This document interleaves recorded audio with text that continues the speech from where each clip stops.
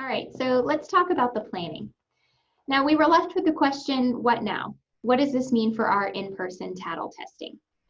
So during the development of our online section, which was during the summer 2019, Wanda and I looked into the best ways to utilize testing in an online environment in general, as well as if anyone had used or was currently using the TATL test in a pre and post-test model.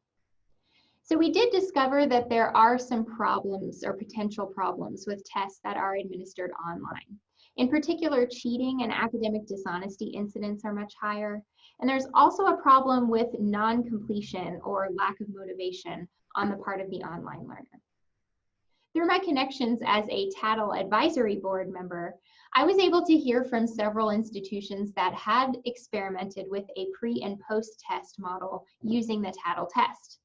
However, I learned that no one had currently tried using TATL pre and post testing at the course level. The institutions that had tried pre and post testing did report mixed results.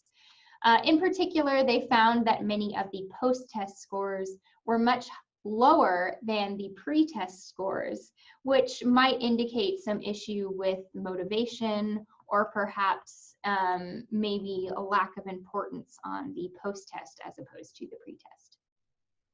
So after reflecting on all of this information, Wanda and I made some decisions. We decided to try pre and post testing using the TATL test for the fall 2019 semester.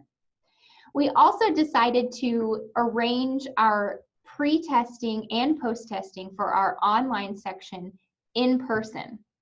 We also planned to utilize messaging and incentives in order to underscore the importance of the completion of this test with our students and make sure that they were properly invested and had proper buy-in.